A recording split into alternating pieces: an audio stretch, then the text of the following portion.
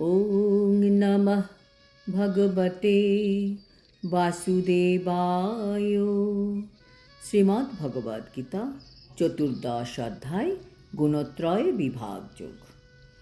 আজ আমরা গুণত্রয় বিভাগ যোগের সর্বশেষ শ্লোক ২৭ নম্বর শ্লোকটি শুনব। ব্রহ্মণো হি প্রতিষ্ঠাহম অমৃতস্য চ শাশ্বতস্য চ ধর্মস্য সুখস্যৈকান্তিকস্য চ। অনুবাদ: আমি নির্বিশেষ ব্রহ্মের প্রতিষ্ঠা বা আশ্রয়, অব্যয় অমৃতের, শাশ্বত ধর্মের এবং ঐকান্তিক সুখের আমিই আশ্রয়। তাৎপর্য: এই শেষ শ্লোকে ভগবান বলছেন যে তিনি নির্বিশেষ ব্রহ্মের প্রতিষ্ঠা বা আশ্রয়। ব্রহ্মের স্বরূপ হচ্ছে অমরত্ব, অবিনশ্বরত্ব, নিত্যত্ব ও আনন্দ। যখন কোনো শুদ্ধ ভক্ত পরমার্থ উপলব্ধি করতে চান, তখন তাকে প্রথমে ব্রহ্মোপলব্ধি অতিক্রম করে তারপর পরমাত্মার উপলব্ধি করে পরমেশ্বর ভগবানের উপলব্ধি করতে হয়। কাজেই বোঝা যাচ্ছে পরমাত্মা ও নির্বিশেষ ব্রহ্ম এই উভয় তত্ত্বই পরমেশ্বর ভগবানের অধীন তত্ত্ব। সপ্তম অধ্যায় থেকে আমরা জানতে পেরেছিলাম যে জড় প্রকৃতি হচ্ছে পরমেশ্বর ভগবানের নিকৃষ্টা শক্তির প্রকাশ। ভগবান তার পরাশক্তি দিয়ে এই অনুৎকৃষ্টা জড়া প্রকৃতিকে সক্রিয় করেন। এই জড় প্রকৃতির বন্ধনে আবদ্ধ জীব যখন পারমার্থিক জ্ঞানের অনুশীলন শুরু করেন, তখন তিনি ধীরে ধীরে ব্রহ্মভূত অবস্থায় উন্নীত হন। এই ব্রহ্মভূত অবস্থা হচ্ছে আত্মজ্ঞানের প্রথম স্তর। তিনি যদি চান তাহলে তিনি এই ব্রহ্মভূত অবস্থাতেই থাকতে পারেন এবং তারপর ধীরে ধীরে পরমাত্মা উপলব্ধির স্তরে উন্নীত হতে পারেন এবং তারপর পরমেশ্বর ভগবানকে উপলব্ধি করতে পারেন। বৈদিক শাস্ত্রে তার অনেক নিদর্শন আছে। চতুষ্ষণ বা চার কুমারেরা প্রথমে নির্বিশেষ ব্রহ্মে অধিষ্ঠিত ছিলেন। তারপর তারা ধীরে ধীরে ভগবত ভক্তির স্তরে উন্নীত হন। যিনি ব্রহ্মের নিরাকার নির্বিশেষ উপলব্ধির ঊর্ধ্বে উন্নীত হতে পারেন না, তারা সর্বদাই অধঃপতনের সম্ভাবনা থাকে। শ্রীমদ্ ভাগবতে বলা হয়েছে যে কেউ নির্বিশেষ ব্রহ্মোপলব্ধির স্তরে উপনীত হওয়া সত্ত্বেও আরও অগ্রসর হয়ে পরমেশ্বর ভগবানের সম্বন্ধে জানতে না পারলে তার চেতনা পূর্ণরূপে নির্মল হয় না। সুতরাং ভক্তিযোগে ভগবানের সেবায় যুক্ত না হলে ব্রহ্মোপলব্ধির স্তরে উন্নীত হওয়ার পরেও পতনের সম্ভাবনা থাকে। বৈদিক শাস্ত্রে এটিও বলা হয়েছে, রসো বৈসা রসং ইয়ে বায়ং লব্ধানন্দী ভবতি।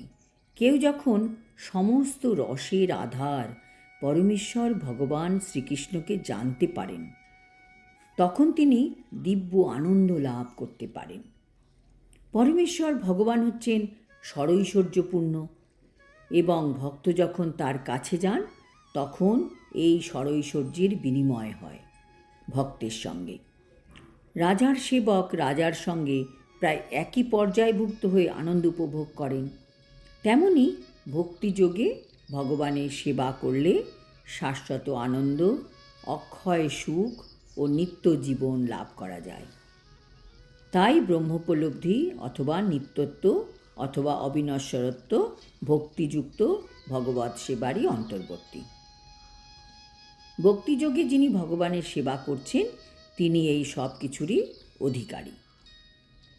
জীব যদিও প্রকৃতিগতভাবে ব্রহ্ম, তবুও জড় প্রকৃতির উপর আধিপত্য করবার বাসনা তার রয়েছে এবং তার ফলে সে কী হয়? অধঃপতিত হয়। তার স্বরূপে জীব জড় প্রকৃতির তিনটি গুণের অতীত, কিন্তু জড় প্রকৃতির সংস্রবে আসার ফলে সে তখন এই তিন গুণ সত্ত্ব রজ তম এই তিন গুণের দ্বারা আবদ্ধ হয়ে পড়ে। আর এই 3টে গুণের সংসর্গের ফলে তার জড়জগতের উপর আধিপত্য করবার বাসনা হয়। কৃষ্ণ ভাবনায় ভাবিত হয়ে ভক্তিযোগে যুক্ত হবার ফলে সে তৎক্ষণাৎ গুণাতীত স্তরে অধিষ্ঠিত হতে পারে এবং জড় প্রকৃতির উপর আধিপত্য করার বিধি বহির্ভূত বাসনা দূর হয়। সুতরাং ভগবত ভক্তির পন্থা, যা শ্রবণ, কীর্তন, স্মরণ আদি ভগবত ভক্তি উপলব্ধির জন্য অনুমোদিত নবধা ভক্তির মাধ্যমে শুরু হয়, তা ভক্ত সঙ্গে অনুশীলন করা উচিত। এই প্রকার সঙ্গ করার ফলে সদ্গুরুর প্রভাবে ধীরে ধীরে আধিপত্য করার যে বাসনা সেটি দূর হয়ে যায়, আর তখন ভগবানের অপ্রাকৃত প্রেমময় সেবায় তখন মন দৃঢ়ভাবে স্থিত হয়।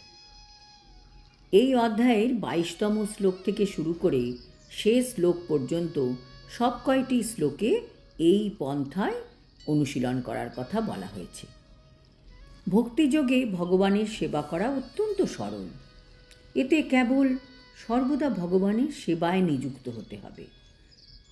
শ্রীবিগ্রহকে নিবেদিত প্রসাদ গ্রহণ করতে হবে, ভগবানের চরণে অর্পিত ফুলের ঘ্রাণ নিতে হবে, ভগবানের অপ্রাকৃত লীলাবিলাসের স্থানগুলি দর্শন করতে যেতে হবে, ভক্তের সঙ্গে ভগবানের প্রেম বিনিময় আদি লীলা শুনতে হবে, ভগবত ভক্তের সঙ্গে প্রীতিমূলক ভাবের আদান প্রদান করতে হবে, সর্বক্ষণ ভগবানের দিব্য নাম সমন্বিত হরে কৃষ্ণ মহামন্ত্র, হরে কৃষ্ণ কৃষ্ণ কৃষ্ণ হরে হরে, হরে রাম রাম রাম হরে হরে, এই মন্ত্র জপ ও কীর্তন করতে হবে এবং ভগবান ও তার ভক্তের আবির্ভাব ও তিরোভাব তিথিগুলিতে উপবাস পালন করতে হবে।